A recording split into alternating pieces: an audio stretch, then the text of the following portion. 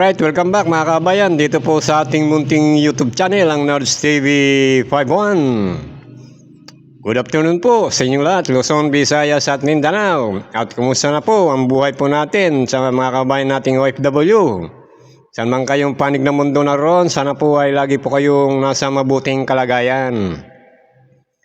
Ito mga kabayan, pag-usapan lang po natin, ito pong naging payag ni Yusek Claire Castro mga kabayan. Tungkol po ito sa sagot niya sa sinabi ni Amy Marcos mga kabayan. Pero bago po tayo magpatuloy, kung hindi po kayo nakapag-subscribe, mag-subscribe po kayo at huwag kalimutan i-click ang notification bell para ma-notify po kayo ni YouTube sa tuwing may ina-upload tayong reaction video.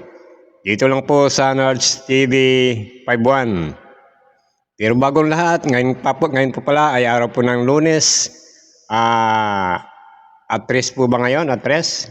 O atres ng buwan ng August 2026. Okay mga kabayan, ito. Tuloy po natin itong pinag-uusapan natin.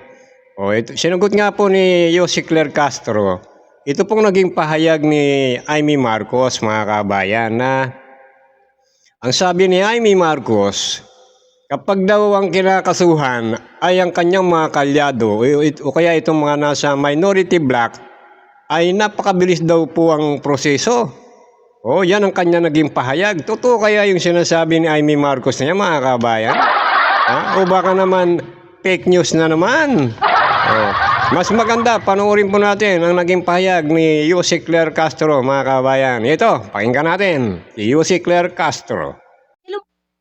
Ang problema kasi sa iba dito, hindi ilong ang humahaba. Sa pagsisinungaling, hindi ilong ang humahaba. Di siya tumitingin sa ebidensya. Tumitingin siya sa kaalyado. Sino kaya ito mga kabayan? Sino kaya ito mga kabayan na senador na sinasabi ni Yusek Claire Castro na sa kanyang pagsisinungaling, hindi ilong ang humahaba? Ano kaya yung humahaba na yun? Parang may kung ano naisip nyo, parang yun din ba naisip ko mga kabayan? Yung humahaba kay Amy Marcos dahil sa kanyang pagsisinungaling. Tuloy natin, tuloy. Sa pagkaalyado, huwag kasuhan. Diba? Fake news ulit siya. Bakit? Sino ang unang kinasuhan ng ombudsman? Sige nga. Sino? Fake news na naman po kasi. Ang problema kasi sa iba dito, hindi ilong ang humahaba. Sa pagsisinungaling, hindi ilong ang humahaba. Di siya tumitingin sa ebidensya. Tumitingin siya sa kaalyado.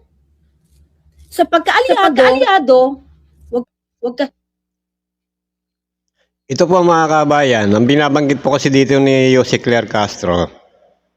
Ito pong sinabi kasi may sinabi kasi si Senator Amy Marcos na pagkakaalyado nila ay mabilis ang proseso para sampahan ng kaso mga kabayan. Ganyan ang pinapalitaw ni Amy Marcos. Kaya pinapaliwanag ni Yusek Claire Castro. Sino ba yung unang nasampahan ng kaso niyan? At sino ba ang unang nakulong dahil sa korupsyon niyan sa flood control? O hindi ba si Bong Revilla? Ang totoo niya na masakit kay PBBM yan kasi kaalyado niya yan. Pero sabi nga ni PBBM, wala tayong magagawa. Kung saan tayo ituro ng ebidensya, doon tayo. Basta tayo sa ebidensya lang. Yan ang ni PBBM. Kaya sabi niya, kahit na kaibigan ko yan, kalyado ko yan, kung gumagawa ka ng hindi maganda, ay hindi na kita kalyado. Di ba? Kaya pinapaliwanag ni Yusek Claire Castro, sinasagot niya itong sinasabi ni Amy Marcos dahil si Amy Marcos fake news na naman mga kabayan. Lagi nagpapakalat ng fake news itong si Amy Marcos. Sabay, senador ka ng bayan? Sinusubaybayan ka ng mga mamamayan? sa iyong pinaggagawa sa Senado, pero ikaw, Senador, dapat gumagawa ka ng batas, pero anong ginagawa mo? Ang ginagawa mo, nagpapakalat ka ng fake news. Di ba mga kabayan?